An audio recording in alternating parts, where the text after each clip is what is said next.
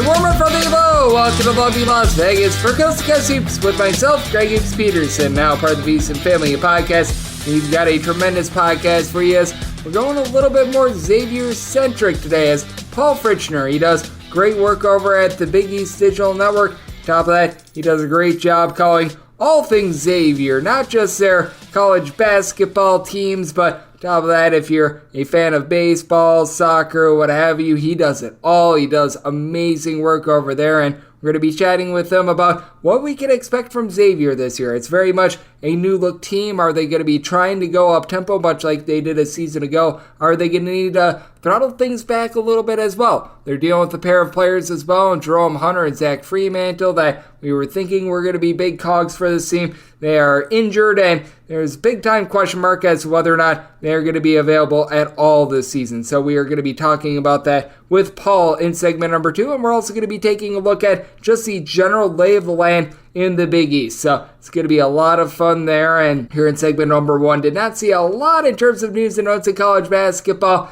on Saturday, but a coach that we knew was already taking a leave of absence, things not going well on that front. So I'll give you guys my thoughts on what is happening over at Bryant. And if you do have a question, comment, segment idea, what have you for this podcast, you do have one of two ways we will fire those in. First one is my Twitter/X timeline at GN_41. Keep in mind, letters CM, naming does not matter, so as per usual, please do send these into the timeline. The other way is find an Apple Podcast review. If you rate this podcast 5 stars, it is very much appreciated. And then from there, you're able to fire in whatever you'd like to hear on this podcast via that 5-star review. Also on the podcast tomorrow, you're going to get my SEC Conference Preview Edition as well. We've only got 3 conferences left to preview. The SEC is one of them. That'll be done tomorrow. And then we're going to be going with the Big 12 and the Pac-12. And then we get set for what is going to be an amazing college basketball season. We're just 29 days away, and what Bryant is going to be doing for this upcoming season, that is a little bit TBD, as Jared Grasso was already taking a little bit of a leave of absence. I think that was more or less in terms of things that were going on health-wise, but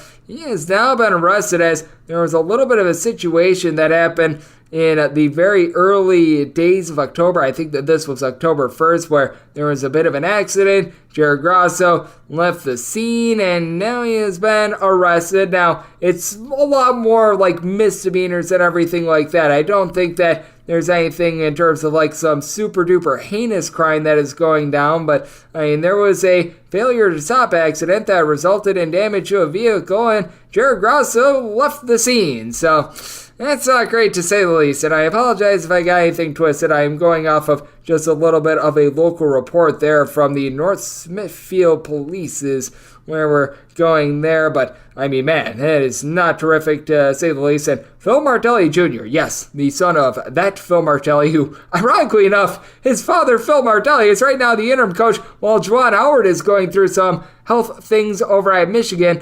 They are both currently interim coaches / coaches that are holding down the fort as acting head coaches, so that is going to be of interest. And as we know, Bryant has been very, very active in the transfer portal under the tenure of Grasso, so we shall see what happens there with Bryant, if they welcome Grasso back when his leave of absence is done, if they move on to Mr. Martelli Jr. or what have you. But that's a big giant ball of wax for Bryant, and what else is a big giant ball of wax is the roster of Xavier, and we're going to be looking at that next with Paul Fritschner. He does great work over at the Big East Digital Network. Along with that, does amazing work calling all sports for Xavier. He joins me next right here on Coast to Coast Hoops with myself, Greg Hoops Peterson, now a part of the VSiN Family Podcast.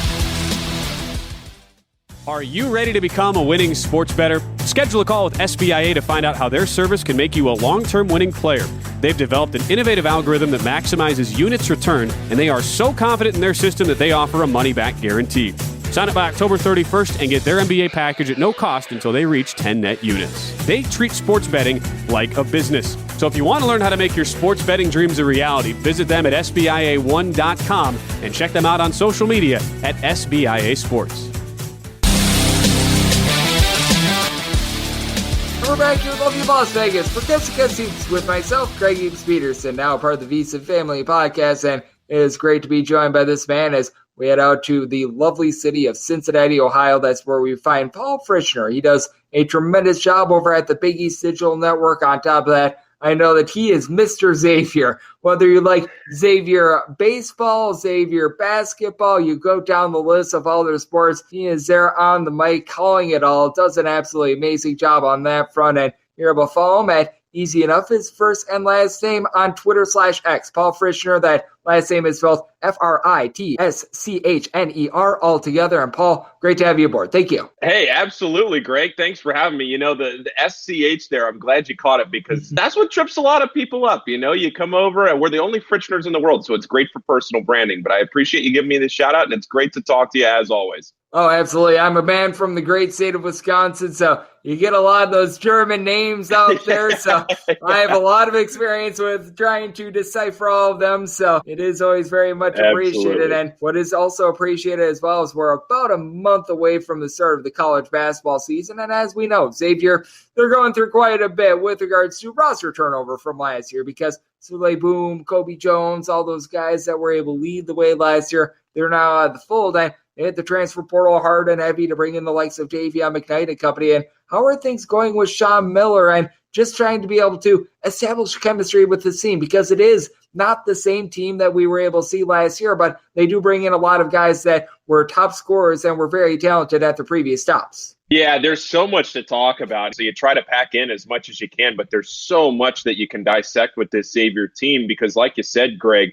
there's so many new parts, right? Because you have all those transfers, you have the newcomers, you have this big freshman class. And the other thing, too, that you have now with Xavier is something that Sean Miller talked about when he was hired a year and a half ago is the international recruiting. Went and got 3 international players, also partly due to the recruiting efforts of assistant coach David Miller. But you go out and you get the Serbian freshman Lazar Djokovic. You get Sasha Ciani from Slovenia. But you also get Gytis Nemiksha from Lithuania. And Gytis, he comes in as a senior. He has probably just 1 year of eligibility, potentially 2. But I think the NCAA is still trying to figure out exactly how much eligibility he has, trying to transfer some credits over from his time over in Europe. That's a little bit still TBD. I don't know if we have a full answer on that one yet. But as far as all that goes, there are so many new faces. And then alongside of that, you go back to Conference USA, which Xavier had a lot of success in last year from Sule Boom. And you go out, you get Davion McKnight, a transfer from Western Kentucky. You get Quincy Oliveri, who's a transfer in from Rice. You also get Abu Usman, a transfer in from North Texas. I think the biggest thing from Xavier this year is that they are going to have a very solid backcourt, whether it's McKnight, the kind of bulldog mentality from Davion McKnight. He takes charge, kind of like a fullback, right? He's a tough guy, not all that big, but he's tough. Real tough defensively. He's going to get downhill. He's going to be able to score. He can shoot the ball. Then you have Quincy Oliveri, who's a really talented shooter, one of the best shooters in the history of the program at Rice. He comes in and adds that element of shooting production now this year. You also have a freshman in Trey Green who can really bolster the backcourt. Plus, you have Desmond Claude, who everybody's talking about, expected to make that huge jump from last season into this year. Desmond Claude is going to be a sophomore this year. Had a great year last year for Xavier. He was kind of established his role as the year went on, saw a lot of minutes in the NCAA tournament, now has that experience. I expect him to take a massive jump this year. So the question marks for Xavier really, to me, Greg, aren't in the backcourt. But you look at the talented backcourts all throughout the Big East. You look at Tyler Kolek at Marquette. You look all over the Big East, and you see these transfers, these players that are going to be able to produce at such a high level. Now, Xavier is going to have to be able to do that right there alongside of them. The questions for Xavier are going to be in the front court because you lose 2 players who are not expected to play this year, and Jerome Hunter and Zach Fremantle. Fremantle due to a foot surgery that he just had, and Jerome Hunter due to some medical issues that he's been experiencing. Neither one of them are expected to play. That was the word that we got a few weeks ago. We'll see how it goes throughout the season. I wouldn't expect either of them to play this season, but those are 2 massive talents that Xavier loses that now you have to try and replace this year.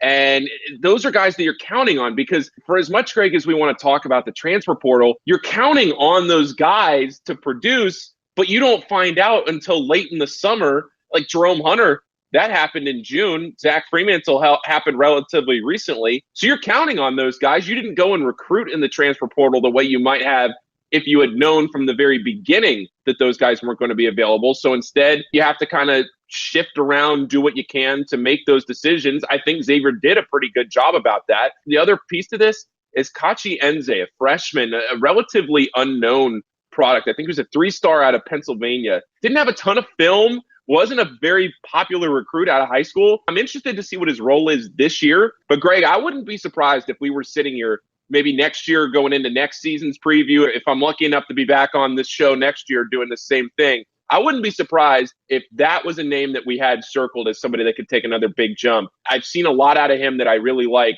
He's a physical player. He's tall. He's a big body, and he's got a ton of potential.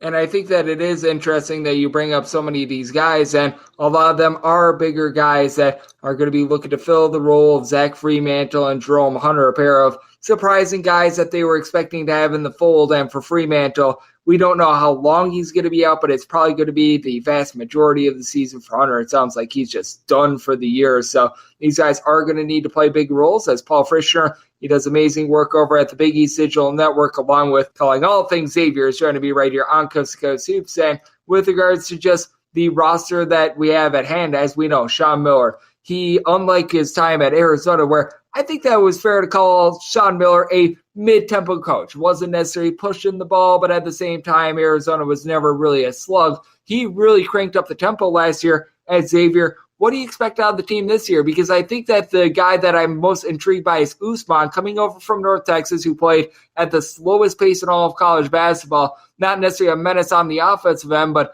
was very good defensively. And I do notice with the Xavier team, they did bring in quite a few guys with some size and some guys that didn't necessarily play super duper up tempo at their previous stops. No, you're exactly right, Greg. I mean, look at last year. Xavier was 8th in the country offensively on KenPom. They were the 4th best three-point shooting team in the country. They had the 13th best effective field goal percentage, and they got up and down the floor. They played with pace. They were the 33rd fastest team in the country last year. They just got up and down the floor. And the biggest thing for Xavier, and you mentioned that year off that Sean Miller had in between his stop at Arizona, now his stop again at Xavier, he really tried to focus on the offense and figure out, okay, what do we need to do to shape shift this offense and modernize it and get it to a point where now you can figure out, all right, here's what we're going to do. Here is how we are going to score at a high level. Last year, you had some elite shooters. Of course, you had Sule Boom, who was one of the best three-point shooting guards in the country. You also had Adam Kunkel.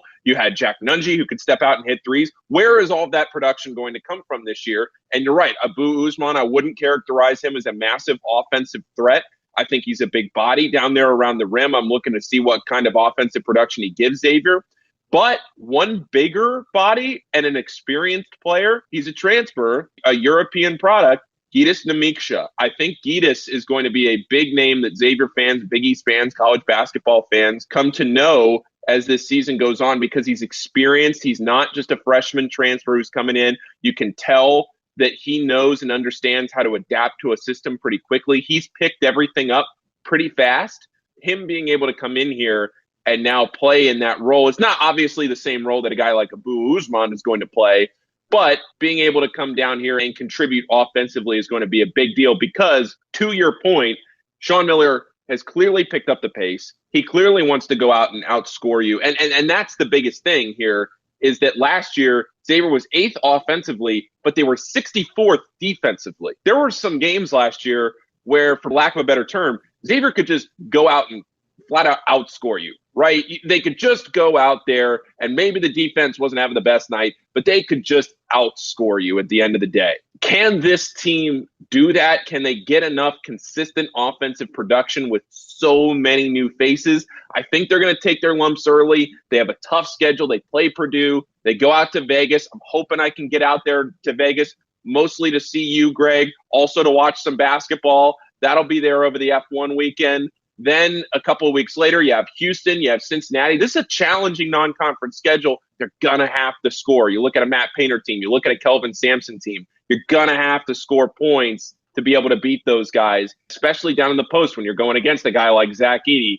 Look, I know that they flamed out in the NCAA tournament, but for new players and for guys that haven't played in this system, you're going to have to learn it pretty fast. Because right out of the gate, you got a lot of talent early on in this season. Yep, you certainly do. And I do think that it is going to be so interesting to take a look at how Xavier plays this season because, as we know, they're in a Big East that there are a wide variety of tempos. As we know, Marquette, they very much took over. They very much took after Xavier. With regards to up-tempo style, though, Xavier obviously had the better rebounding last year than Marquette. I think that's very fair to say, but Marquette was a little bit better at being able to rip the ball away, but they're very much an up-tempo team. As we know, Villanova, they're just a slow team, and night in, night out, you're going to be playing against teams that they play so many different styles. How much do you think that this gets a team like a Xavier and just really everyone in the conference be able to be so set for March? Because as we know, the reigning national champion is coming out of the Big East, and year in and year out, teams like Villanova, teams like UConn, when they get to the NCAA tournament, they often have success, and I do credit a lot of it with regards to they and the Big 12 in the fact that they see different looks on different nights. Yeah, well, you're exactly right, because look at the Big East this coming year, right? You have Marquette coming back, so you have all of those returning players at Marquette coming back. Not the least of which, like I mentioned before, is Tyler Kolek, reigning Big East Player of the Year. Then at Villanova, you have Justin Moore coming back, who feels like he's been in college basketball forever, one of the most experienced players in this conference. At Providence, you have Bryce Hopkins, the Kentucky transfer. At Creighton, Ryan Kalkbrenner's back. UConn brings Donovan Clingan back, amongst some others, from a national championship team. And then, oh, by the way, a name we haven't even mentioned is the fact that one of the greatest college basketball coaches of all time, Rick Pitino, has took over the St. John's program and is trying to restore them back to national prominence. So all over the place in this conference this coming year, you look up and down the list from Marquette, Creighton, UConn, Villanova, Providence. There's a lot of optimism coming out of Providence with the new coach, Kim English, coming over from George Mason. So there is so much to look forward to in the Big East this year, and so many storylines. It's really incredible. And how do you take a look at the new coaches within the conference as well? Because with Kim English, he didn't necessarily bring in a lot of transfers outside of his guys, but what I thought he did a good job of was just the fact that he didn't lose. And by that, I mean he brings back Bryce Hopkins and he brings back Devin Carter. Being able to get those guys back in a coaching change, you just don't see that very often. That's massive for them. As we know with St. John's, everything except for Joel Soriano is brand spanking new there. With Georgetown, there's some retention there, but getting some of those guys off the roster, I honestly think is probably a good thing for Ed Cooley. But I just take a look at the Big East, and I believe that there's only two coaches that are in year number 4 or later in their tenure with the program, and this conference has brought in a lot of new coaches, and they all seem to have worked out, and it makes me very interested to see what we get from this crop of new coaches. Well, yeah, because if you look all the way down the list, you think Thad Matta's back at Butler, and yeah, they had some tough parts of the season last year, and he's still trying to build what he's trying to implement out there in Indianapolis. And then, yeah, all the way up and down the list, you have Kyle Neptune trying to settle in. He'll have a full year now with Justin Moore after Moore came back last year. And Villanova looked like an entirely different team last year when Justin Moore came back. There was all of a sudden all that conversation at the end of the year. Are they going to pull a Villanova and sneak into the NCAA tournament here? That was a much different Villanova team when Justin Moore was healthy and able to play at the end of last season. I think the biggest question mark to me, and this isn't rocket science, right? I mean, you and I both know this. Anybody listening to this that follows the Big East knows this. It's not rocket science to say that Kim English would be the biggest question mark here, because we know what we get out of Ed Cooley, right? He's going to Georgetown. It'll probably be a rebuilding year for them as he implements everything he wants to do at that program. But Kim English, to me, is by far the biggest question mark in this conference right now, because they have the talent, I think, on paper. They have talent that is both returning and new into the program this year. But does that translate from George Mason to the Big East level? And that's the question he's going to have to answer, and we'll see as time goes on throughout the season. Look, we know what we're going to get out of Rick Pitino. Every single person that watches St. John's will know exactly what they get out of Rick Pitino. He's proven it for decades. It's say UConn, you return a national champion, Danny Hurley, and what that program and that coaching staff brings to the table. All the way up and down the list, Sean Miller at Xavier. It's a pretty established coaching tree that, to your point, has completely been renovated in the last 5 years. If you look at where the Big East stood last year, probably 4 seasons ago, as opposed to this coming season, it's incredible the work that the conference has done and these schools have done. Think about this, Greg. This is the last point I'll make here. Entering 2021, 2022, Big East coaches had a combined 56 NCAA tournament wins, and Jay Wright had 30 of those. Entering this season, Big East coaches have a combined 130 NCAA tournament wins. That's almost double in just a 3-year span. And that doesn't even include Jay Wright. It's just a completely different conference now. Oh, it certainly is. And I think that this is going to be such an interesting conference to watch. As Paul, I do have to ask you about this as well, because it is something that I addressed very briefly. We took a look at so many of the new guys that are going to be in the fold for Xavier, but as we know, they're dealing with a pair of injuries that did cause them to have to veer a little bit from some of their initial plans, because with Zach Fremantle, I think that there was palpable buzz when he was coming back in the fold, and his season is not done yet from what I've heard, but at the very best, he's going to be returning probably sometime during conference play, and it sounds like Jerome Hunter, correct me if I'm wrong here, it sounds like his season is just done already, but how has that caused Xavier to really have to perhaps zigzag a little bit of their plans? And is there any hope that either of these guys are going to be able to make some contributions during the season? To be clear, there has not been any official word from anybody from the team that Zach Fremantle and Jerome Hunter are both officially declared out for the season. There's no official statement, no official word from the team to either of that. So I'm not going to sit here and say for a definitive 100% fact that we will not see either player this coming season. The expectation is that we will likely not see Jerome or Zach play a minute in a Xavier uniform this year. Not to say they're transferring. I'm just saying that we won't see them play in a game this year. Could that change? I'm not a doctor. I have no idea.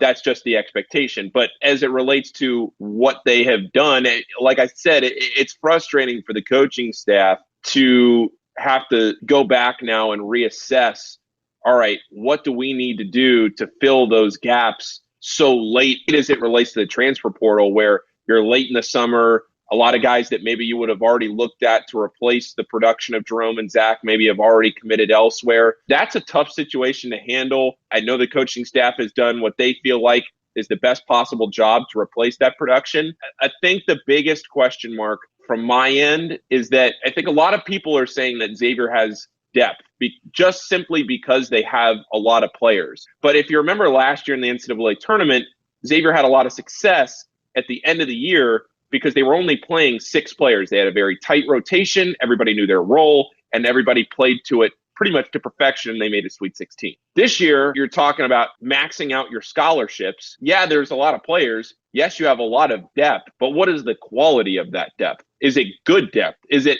the ability to go to that 13th guy and get 3 or 4 minutes a game of good, solid production? Or is this really going to end up being what it usually ends up being, where by January and late January, early February, you're really only playing 7 to 8 guys? That's probably what it's going to end up being.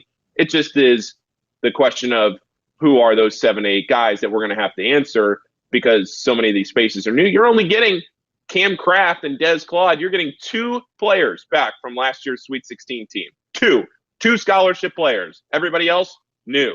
And they got to learn the system. They got to learn the ins and outs. They have to learn everything it means to play Big East basketball. And that's tough, but that's the way it goes now. It is going to be a very difficult situation in general, but as we know at Xavier, they did a great job of bringing in a lot of talent here in the offseason as well. So it's going to be a lot of mixing and matching, and it's going to be an interesting year for Xavier. It's going to be an interesting year in the Big East, where legitimately, as I was doing my Big East conference preview about a week or so ago, I was talking about John Fanta. It feels like you have 4 legitimate teams that could be competing for a Final Four. And Paul, you're going to have a front row seat to it all. You do amazing work taking a look at Xavier. You do a great job in general on the Big East Digital Network, taking a look at all these teams. I know that you're very much getting set for the upcoming college basketball season. So love to get people know it's all on tap for you and how people are able to follow along on social media and other platforms. Yeah, absolutely, Greg. Paul Fritschner, like you teased at the front, my name just all pretty much it's just all one word at Twitter, Instagram, whatever it is. I will say we have some pretty exciting content that we have coming up that'll probably get announced in the next 2 weeks. Some really, really exciting things that we're going to be doing, new projects that we're working on that we're launching for this season. I know that's very vague, but it's some very, very fun things that if you're a college basketball fan, not just a Xavier fan, but if you're a college basketball fan, I would highly encourage you to kind of stay tuned. I'll be tweeting a lot about it. You'll see a lot of things about it here in the next couple of weeks. It's going to be a lot of fun. So that'll be over the course of this season, a lot of coverage, both with Xavier and the Big East in general.